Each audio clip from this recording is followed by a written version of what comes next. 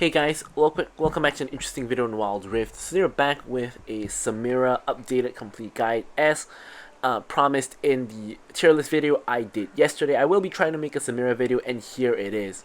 But of course, before we jump into the updated complete guide, don't forget to check out her basic guide for her skills, leveling order tips and tricks as well as combos, and I have it up in the cards above already as you guys can see. So now let's hop straight into it. A couple of changes here, mostly on the runes and a little bit on the items as well. So first up, you're going to start off with, of course, your Gluttonous Greaves for your AD and your Omnivamp. Now you can, and you should actually swap this out for going for defensive boots if the enemy team is heavy on a certain type of damage. So for example, very often you'll have a very heavy AD team where like the whole enemy team is AD because let's say the mid laner decides to pick Talon or Yasuo, something like that. So then you're basically, let's say if they have like a whatever support, doesn't matter too much. They have an ADC, they have an AD jungle, they have an AD mid, and they have an AD top. Then play steel caps very useful. Now Merc Tread's a little bit more rare that enemy team has a lot of AP, but of course it does happen like from time to time, so you could go for that as well. But if the damage is pretty split, then the best is still as a default Gluttonous Greaves. First item I like to go for is Bloodthirster. Now there is kind of a debate of whether Bloodthirster or like Shield Bow or like even Collector or Dustblade is a better item. Now personally I like to go for the full crit build without building any lethality. However, I can understand building lethality because with sudden impact, the extra 13 lethality plus if you go for like either a collector or a dustblade first item, you can kind of snowball the game really hard. But I think the more consistent way, because sometimes you do get behind in the early game, the more consistent way is to start off with either Bloodthirster or Shield Bow. I like to go Bloodthirster because it gives me more upfront early damage, whereas Shield Bow gives me more safety. So I go for the Bloodthirster for the AD, the Vamp, as well as the bonus stats when I'm high on health. And then I go into Shield Bow, which gives almost this kind of same amount of stats, but the real difference here is, of course, you get a little bit less stats, and you also get the Lifeline passive, which for Samira is very good, very useful, simply due to the fact that, of course, you will be dropping low when you're in your ulti, and you will be dropping low a lot, actually. Samira lifesteals a lot. She actually takes a lot of damage. And then the next two items, interchangeable. You will go for IE for the increase crit damage, as well as the Moral Reminder for the armor pen, as well as the grievous wounds. As I mentioned, you can swap them around depending on what you need. And last item, as a default, I like to go for GA to give me the revive. But of course, there's also a lot of other options. If you're into heavy AP, Maw is really good here. If you need to kind of survive and GA gives you the revive, but it doesn't make you more tanky. Twin Guard can make you a lot more tanky and can help you survive a lot. Another one that makes you tanky is actually Black Cleaver, and this is really good if you're into a team with a lot of tanks, because this will shred their armor, by a lot. As I mentioned, first item you can also go for Dustblade or Collector, and then skip out on the last item and just go full crit after that. So for the runes, it's going to be Conqueror, basically because when you reach your S rank, you're going to fully stack up your Conqueror, and you will get the bonus AD and Omnivamp when you ulti, which is basically what you want. And here is where the major change comes in. Instead of going for the Precision Tree, we're actually going to go for Resolve Tree. Now this kind of Resolve Tree, runes for Samira has been a thing for months now, but previously it wasn't so popular compared to the Precision Tree, but now the main change is after Samira has gotten so many buffs, you actually don't need damage in your runes anymore. Having survivability in your runes actually becomes even more important. So you have your Nullifying Orb, which is going to give you a shield when you are low in health. Really good for lane as well as just later on in the game as well, having that extra bonus shield. Not a huge shield, but it's still going to be useful. You will see later on in the stats after the game that it helped me block over 1000 damage. Bone Plating, of course, pretty obvious, is going to block combo damage both in lane as well as in the later stages of the game. And we have Overgrowth here to get extra health to make yourself more tanky. And for the minor rune, I like to go for Sudden Impact because that's pretty much the best minor rune you can go for, except maybe Giant Slayer in certain matchups. If you're into a very tanky team, maybe Giant Slayer could be better, but in general, Sudden Impact for the extra lethality when you dash in is going to help you do a lot of damage, especially in the early game, and help you start snowballing. Finally, for the spells, you want to go for Flash as well as Exhaust. Exhaust is really useful, of course, when you are inside the enemy team and you want to reduce the damage of somebody or prevent them from escaping. Bearer is also an option, which is just easier to use summoner spell, but I think overall Exhaust is most of the time better. But anyways, with all that said, let's jump into her gameplay. Alrighty, so now into the gameplay. Now, as I mentioned Samira, super duper strong now. As you guys can see from the tier list yesterday, S plus tier champion just does insane amounts of damage, which we will see, you know, in a little bit. Now, of course, this one's pretty obvious, but Samira you want to pair with anybody who has CC. So mostly this means Engagers, Leona, Nautilus, Alistar, Thresh, the best. I don't know what Lux is doing here, face checking this bush, but she's taking a lot of damage. She has Aftershock, so she does mitigate a little bit of damage, but we want to back off because Ashe has the Kraken Slayer, so she is going to be doing a lot of damage. We have a full stack Conqueror here, which is why I'm kind of trying to trade back a little bit, because we do get the extra healing and the extra AD. But you can see, you know, Ashe is giving us a beating because she has a lot of range and she also has the Kraken Slayer, so we want to be generally cautious of that. Now, other supports you can pair with are some enchanters that have CC, like Nami, for example, or like Lux maybe also can work, things like that. One enchanter I think doesn't pair very well is actually Janna.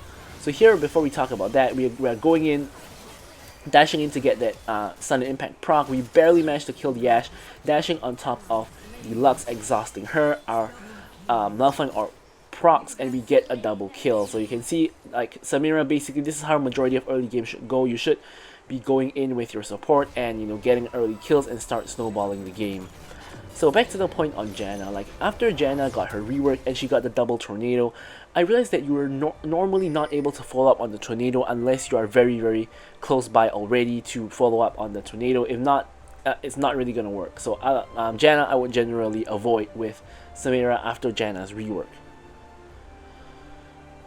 So yeah, so here we basically in this lane we can only really go all in. We can't really poke. Samira can never really poke because she has really poor range.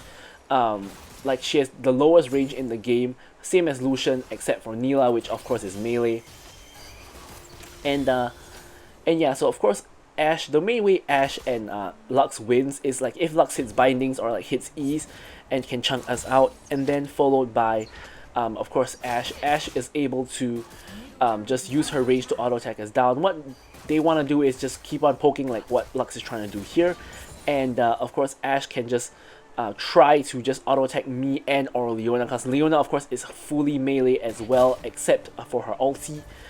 So she does want to just poke us down, but you can see Ashe is not doing a very good job of that, which is what is making our life a lot easier, because when you play poke into all in, the only way the all in lane can win is if they go all in, obviously. Like this, so Engage goes in onto Ashe, I go in, unfortunately Zyra turned out to be in the bush. I am almost at S rank, I dash in with the ulti and I'm actually able to trade before I die, so I end up getting a triple kill and then dying, which is of course really good. Now somehow Ziggs doesn't ping that Zyra is coming at all, and instead he's just AFK pushing the tower. But thankfully we did salvage the situation, and then Ziggs is now just going to die to Kha'Zix most likely. Yeah, he's on the wrong side of the map and he just dies. A horrible sequence of events there, I guess. So now we're 5-1, we're in a pretty good spot. Of course we haven't yet completed an item, but of course you can see we're very, very fed, more than 1k gold ahead of the Ashe, which is of course the way it should be considering the amount of kills we have been getting. So normally this matchup would be a lot harder. Like if I was on the Ashe, I would be bullying Samira and Leona a lot more. Like, of course you have to be wary of Leona Engage, but aside from that, Samira can't really do very much to you because she has no range at all. You can just chunk her out, and you know Leona and Samira can't engage anymore because they're too low on health. If they engage, they might just die, and that's the main way you win the lane. But you can see Ashe is, of course, now that I'm really fed, Ashe is playing very scary, which is kind of appropriate. But early on in the lane, like before we got any kills or after we got the first 2 kills, if I was the Ashe, I would be stepping up and auto attacking me a lot more than what she has done the entire match. So, anyways, here you know we're slowly getting more and more fed. We're of course level 7 to Ashe's like level 5, so we are in a very, very advantageous position. We're 2 levels up on our counterpart, which is really amazing. In Wild Rift, it's very rare to have like a 2-level advantage. Of course, now she's like hitting level 6 already, so yeah, very, very brief 2-level advantage only. And here I believe we almost have Bloodthirster. We just need like this wave or something, then we can probably get Bloodthirster after this. So we can't just clear this wave and back. You can see Lux is even now hesitant to throw her roots. So here Leona goes in. I'm trying to finish the Lux, but we get hit, I believe, by an Ash Arrow. Then the Ignite, I believe, gets the kill, and I tank a tower shot. Kha'Zix is now on the chase, hops the wall, gets the slow down, and I'm gonna flash just to be safe. Because I didn't know if Kha'Zix had flash here. I didn't want to be greedy with it. Now, of course, in the replay tool, we can see he doesn't. But speaking of flashes, Zyra catches me by surprise, flashes in, and full combos me for the kill, and getting the shutdown. Actually, was there even shutdown? I don't think so. Because I already died just now after the triple kill. So, yeah, actually Zyra gets, like, I think both of my deaths are from Zyra. So Zyra should be, you know, relatively fed. Like, she is relatively fed. She's only like 300 gold behind me. She's also doing really well. 3, 1, and 2 is the Zyra. So here I complete my Bloodthirster. Did have enough gold for it. But yeah, so we're still in a very good spot. Honestly, with Samira, you can be expecting to die a lot. Like, you do insane amounts of damage, and you are very, very strong. However, fact of the matter is you have to be inside of the enemy team to do damage. And this basically means that more often than not, you are going to trade. But as long as you kill multiple people before you die, it's normally good enough. You know, for your team to take care of the rest or whatnot. Of course, there could be an instance where your team is the one dying and you just come in for the cleanup. That happens as well. You can see Lux is not really doing a lot of damage. Of course, she does not have any items yet. She's going for some kind of tanky build. She has the plated steel caps, and she does have aftershock here. Leona goes in again. Turns out to be a 1v3 again. This time it's the Kha'Zix that's hiding in the bush, and this time we end up dying without actually being able to do anything first. Zyra now comes over as well, and yeah, it's kind of a disaster in that sense. Like, of course, the enemy team knows that Samira and Leona want to go in and fight constantly, so they are really intelligent to kind of hide in that bush, you know, to kind of just wait for us to do that, and, you know, then catching us out. So I would say that's pretty well played by the enemy team.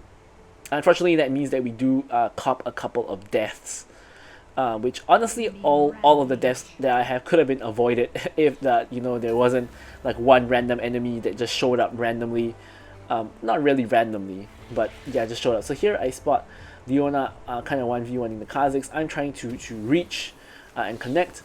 Kha'Zix now kind of stuck there, has to hop the wall. And here I'm walking back to mid, but I know that Kha'Zix might be in the area, so I'm ready for him to show up. If he doesn't end up showing up though. So here again, I know Kha'Zix is on the top side, so I'm waiting to see if he shows up. There he is. So he shows up. I'm gonna go in, I exhaust him, and I pop the ulti, and of course he's invis, but he's still caught in the ulti, so we do manage to pick up the kill on him. Thankfully, he doesn't quite have enough damage to instantly burst us down yet. So we're able to get a huge shutdown onto him, which helps us snowball even harder. He was 4-0 at that point in time. Leona hits the ulti onto the Lux, but Lux is able to hit a root and flash away before Leona can really follow up. Now Ziggs comes from mid, but there's really no point. Like, when Zyra comes from mid, she has like 2 forms of CC, but Ziggs comes from mid, there's nothing he can really do here, which is kind of just a waste of time here, unless he's here to steal my minions or something like that. But yeah, there we go. He's here to steal the minions, and yeah, he can't really do very much. Zyra is way more useful than Ziggs, you know, in this, you know, this kind of case, and he just got chunked from like 100 to like half health. Right, here Zyra flashes in, does provide a distraction for Leona to go in, and I'm able to you know, get a couple of kills. Now going in onto the Zyra. Lux, sorry, not Lux, Set interrupts my ult. I flash on top of the Zyra, and now I'm onto the Set as well. I end up picking up the quadra kill. And yeah, so I think that, like, even though we were very, very fed already, I think this fight, just getting 4 kills worth of gold is really kind of where the snowball truly goes out of control. Like, at this point, you know, yeah. So here we just get the tower. We destroy the Ash Arrow, which turned out to be a really good thing, because turns out Kha'Zix was here, and yeah, he just dies. Yeah, that was a really good Ash Arrow, actually, because if that hit me, Kha'Zix just instantly kills me. I don't have any QSS at this point. So thankfully, even though I was planning to back, I wasn't greedy with my W, and I just destroyed the Ash Arrow with the W, and that actually allows me to kill the Kha'Zix. If that didn't happen, Kha'Zix would have just gotten a huge shutdown from me instead. So here we actually pick up both the shield bow as well as a QSS. Now QSS, of course, a lot of value in this match. We can QSS like set out Zyra, her E, and maybe her ult as well, because it does take 1 second to channel. Of course, we have Ash Arrow, we have Lux Binding, even Ash Slows could be QSS if we really need to. So huge QSS value this match, and also of course Samira goes QSS majority of matches anyway because she needs to cleanse the CC. Here, speaking of which, I cleanse the CC. I destroy the Ash Arrow again, dashing through, getting the ulti, life stealing off of the ulti, dashing on top of Zyra, life stealing more again. And here Kha'Zix comes out, one-shots me because I'm below half health. I had exhaust out, so if I was like kind of paying more attention, I could have exhausted the Kha'Zix and maybe survived. I believe if I exhaust him, I survive, and I think I kill him and maybe the set as well. So yeah, a little bit unfortunate. However, my team still ends up acing them after I end up going down, and we get the dragon, and now we're going for this mid lane inhibitor, which we are able to of course pick up. So at this point, I'm kind of fed beyond belief. At this point, like this happens, I mean, honestly, as Samira is a very feast or famine champion, so a lot of times you are either super duper fed like I am now, or you're super duper behind because you've been going in and you haven't been getting kills.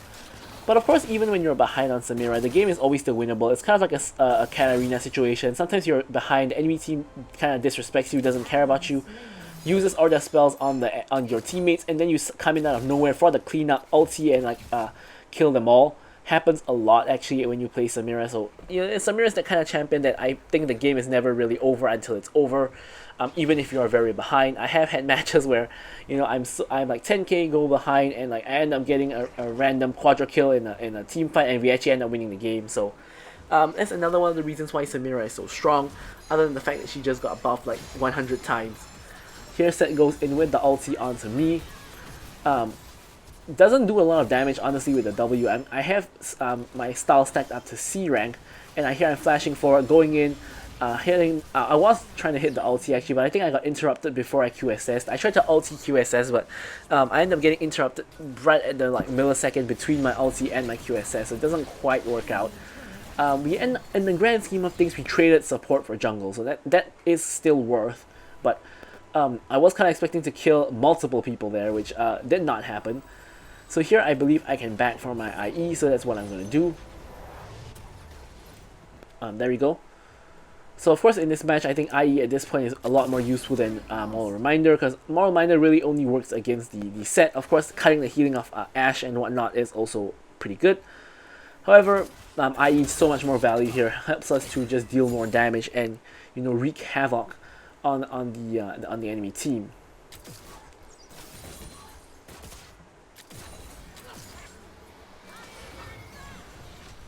So here another catch goes in by Leona. I'm dashing all over the shop, getting in the ulti, getting the reset, blast coning onto the Zyra. I get rooted at QSS.